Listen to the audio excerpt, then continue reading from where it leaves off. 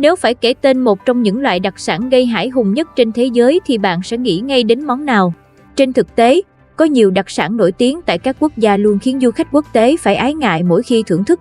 Nếu như tại Việt Nam chúng ta có trứng vịt lộn, nước mắm, mắm tôm, sầu riêng hay đuông dừa, là những thứ khiến người nước ngoài phải khóc thét, thì ngay tại nước Ý xinh đẹp cũng sở hữu món ăn lẫy lừng khác mang tên Casu-Marzu. Đây là phô mai dòi Casu-Marzu của Ý. Loại phô mai này khiến nhiều người rùng mình ngay từ lần đầu tiên nhìn thấy. Casu-Marzu là một loại phô mai cực kỳ được ưa chuộng ở vùng Sardinia, Ý. Nó còn có tên gọi khác là Maggot cheese hay Rotten cheese, phô mai thối. Điểm nổi bật của Casu-Marzu là nếu nhìn gần, bạn sẽ thấy những con dòi lúc nhúc trong đó, khiến ai cũng phải sởn da gà khi nhìn vào. Sau đây là một vài sự thật thú vị chắc hẳn không phải ai cũng muốn đọc về món ăn kinh dị này. Do đó, nếu bạn vẫn đang cảm thấy tò mò và hiếu kỳ thì hãy xem tiếp video và đừng quên nhấn nút đăng ký kênh để tiếp tục theo dõi các video hấp dẫn khác của kênh Nhất Thế Giới nhé. Hòn đảo Sardinia nằm giữa biển Tyrrhenian, một vị trí từ xa đang dõi theo vào nước Ý xinh đẹp. Hòn đảo này được bao quanh bởi đường bờ biển dài 1.849 km với những bãi biển cát trắng và nước màu ngọc lục bảo. Cảnh quan nội địa của hòn đảo nhanh chóng hình thành nên những ngọn đồi và núi không thấm nước. Chính trong khung cảnh thơ mộng đó, những người chăn cừu đã sản xuất ra Casu-Marzu, một loại phô mai bị nhiễm dòi. Vào năm 2009, kỷ lục Guinness Thế giới đã công bố loại đây là loại phô mai nguy hiểm nhất thế giới. Thành phần nguyên liệu có 102. Casu-Marzu được làm từ loại format sữa cừu truyền thống có tên là Pecorino. Nó được tạo ra một cách cố ý bằng cách cấy dòi vào phô mai mới làm thông qua những con ruồi đặc chủng được nuôi riêng biệt mang tên Biophila casei.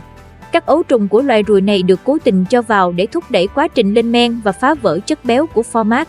Sau đó dòi nở ra, chui qua hỗn hợp sệt, tiêu hóa protein trong quá trình này và biến sản phẩm thành loại phô mai kem mềm.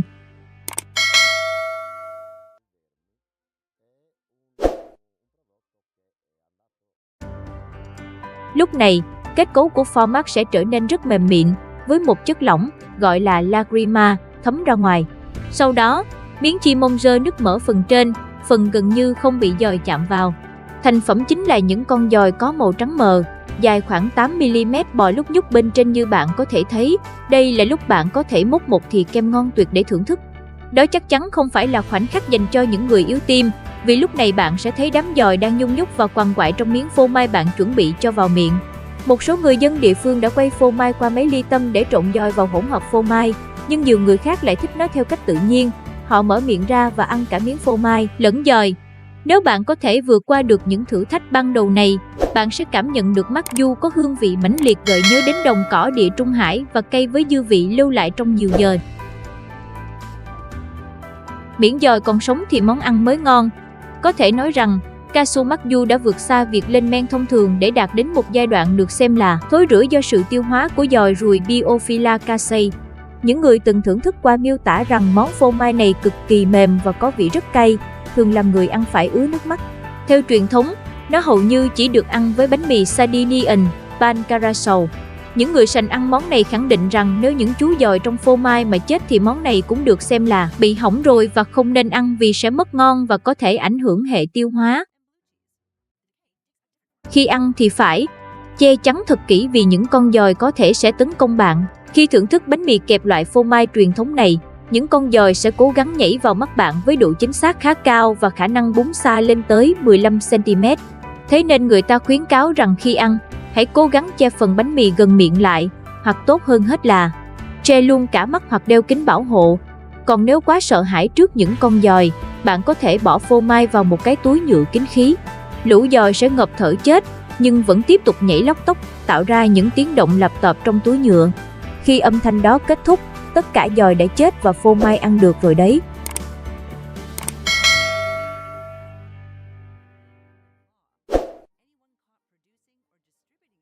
Muốn ăn món này, dạ dày của bạn phải thực sự mạnh. Những người muốn thưởng thức loại phô mai này được cảnh báo trước về các nguy cơ dị ứng, sáng dạ dày và nhiễm ấu trùng đường ruột. Nhiều người cho rằng những con dòi sẽ bị tiêu hóa luôn trong bao tử, nơi có pH vào khoảng 1 đến 2, tương đương với axit HCl đậm đặc. Nhờ đó, những lũ dòi sẽ không có cơ hội sống sót và phá phách dạ dày của bạn. Tuy nhiên, nếu các chất axit trong dạ dày không đủ mạnh để giết dòi, Chúng có thể sẽ ở lại trong đấy và gây ra một số hậu quả nghiêm trọng như viêm loét, đau bụng, nôn mửa, chóng mặt và tiêu chảy. Vì vậy, hãy chắc chắn rằng bụng dạ của mình thực sự mạnh mẽ khi ăn phô mai Casu Magyu nhé. Một số người nói rằng đó là một loại thuốc kích dục, còn những người khác nói rằng nó có thể nguy hiểm cho sức khỏe con người vì dòi có thể sống sót sau khi ăn vào và tạo ra bệnh giãn cơ, tạo ra những lỗ thủng siêu nhỏ trong ruột. Nhưng cho đến nay, chưa có trường hợp nào như vậy liên quan đến Casu Magyu. Phô mai được tạo ra nhờ phép thuật và các sự kiện siêu nhiên. Những người đam mê ẩm thực lấy cảm hứng từ chiến công của các đầu bếp như Gordon Ramsay đã đến đây để tìm kiếm phô mai dòi. Họ thường hỏi về cách làm món cá sữa Magyu và được trả lời rằng đó là một phần lịch sử của chúng tôi. Chúng tôi là con của thực phẩm này. Đó là kết quả của sự tình cờ, của phép thuật và các sự kiện siêu nhiên. Cheers.